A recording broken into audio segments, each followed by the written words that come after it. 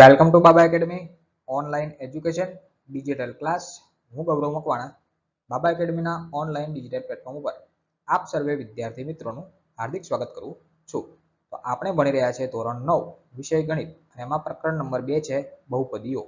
એમાં સ્વાધ્યાય 2.1 નો અભ્યાસ કરી રહ્યા છે.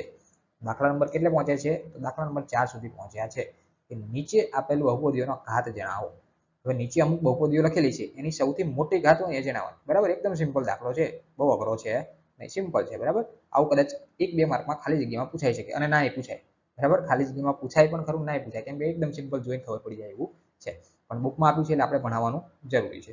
ચલો, શું કીધું? નીચે આપેલ જે બહુપદી છે એની ઘાત જણાવવાની. જે સૌથી મોટી ઘાત હોય એ તમારે કહેવાની કે આ સૌથી મોટી ઘાત છે. તો પહેલો દાખલો શું આપ્યો? દાખલો નથી, ખાલી બહુપદી આપી. 5x ની 3 ઘાત વત્તા 4x નો વર્ગ વત્તા 7x. હવે સૌથી મોટામાં મોટી ઘાત કઈ? તો કે 3. તો જવાબ તમારો 3. પતી ગયો દાખલો. અહીં આપેલ બહુપદીમાં x ની મહત્તમ ઘાત 3 છે તો 3 તમારો જવાબ પતી ગયો. બીજું જોઈએ, 4 - y નો વર્ગ. સૌથી મોટામાં મોટી ઘાત કોની? y ની. કેટલી? 2. તો અહીં શું લખશો? અહીં આપેલ બહુપદીમાં y ની મહત્તમ ઘાત કેટલી છે? 2 છે. 3 નંબર જોઈએ.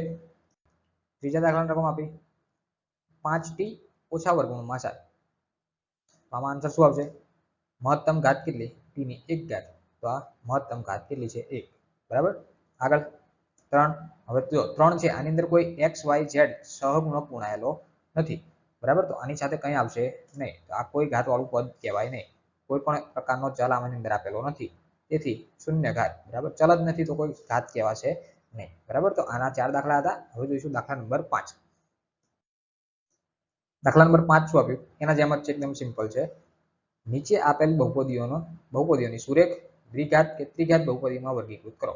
અમુક બહુપદીઓ તમે અહીંયા નીચે લખીને આપી છે એ સુરેખ છે, 2 ઘાત વાળી છે કે 3 ઘાત વાળી છે, એવું આપણે નક્કી કરવાનું છે. પહેલી બહુપદી આપી x નો વર્ગ વત્તા x. મોટામાં મોટી ઘાત કેટલી? 2. તો આને દ્વિઘાત કહેવાય. કેવી કહેવાય? જેટલી મોટી ઘાત હોય એટલે એવી ઘાત, એવી પ્રકારની બહુપદી કહેવાય. તો અહીંયા શું લખશો? અહીં આપેલ બહુપદીમાં x ની મહત્તમ ઘાત કેટલી? 2. તો આને કેવી ઘાત કહેવાય? દ્વિઘાત બહુપદી કહેવાય. માટે આપેલ બહુપદી દ્વિઘાત બહુપદી છે. ખબર પડી? એકદમ સિમ્પલ છે, કંઈ અઘરું છે નહીં. 2 નંબરમાં x ઓછા x ની 3 ઘાત. મોટા મોટી ઘાત કેટલી? 3 ઘાત. તો આ કેવી બહુપદી? ત્રિઘાત. બરાબર, તો અહીંયા લખ્યું છે કે મહત્તમ ઘાત કેટલી? અહીં આપેલ બહુપદીમાં x ની મહત્તમ ઘાત કેટલી? 3. તો આ આપેલ બહુપદી કેવી છે? ત્રિઘાત બહુપદી છે. જોઈએ 3 નંબર. 3 નંબરમાં શું આપ્યું? y વત્તા y નો વર્ગ. મોટામાં મોટો ઘાત કયો? y નો વર્ગ વત્તા 4. બરાબર, તો આ કેવી બહુપદી કહેવાય? મહત્તમ ઘાત કેટલી છે? y ની 2 ઘાત છે.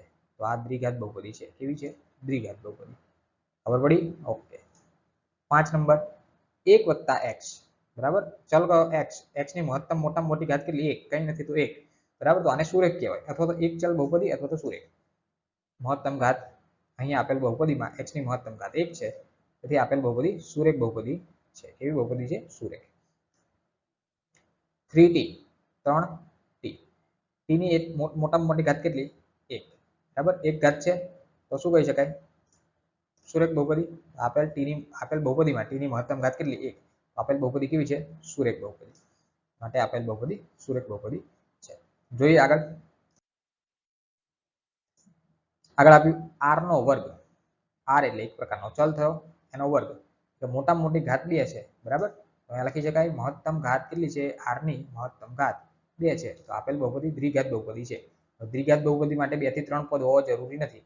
વત્તા r લખ્યા હોય, વત્તા 3 લખ્યા હોય એવું જરૂરી છે નહીં. મોટા મોટી ઘાત પકડવાની છે એવું કીધું છે અહીંયા તમને રકમમાં. બરાબર, ચલો. 7x ની 3 ઘાત. મોટામાં મોટી ઘાત કેટલી? 3 ઘાત. મોટામાં મોટી 3 ઘાત. તો શું થશે? અહીં આપેલ બહુપદીમાં x ની મહત્તમ કેટલી ઘાત છે? 3 ઘાત. તો આપેલ બહુપદી કેવી છે? ત્રિઘાત બહુપદી છે. બરાબર, તો અહીંયા આપણો લેક્ચર પૂરો. બરાબર, દાખલા નંબર 4 અને દાખલા નંબર 5 આપણે ભણ્યા. બરાબર, અહીંયા આપણો લેક્ચર પૂરો થાય છે. સો થેન્ક્સ ફોર અટેન્ડિંગ.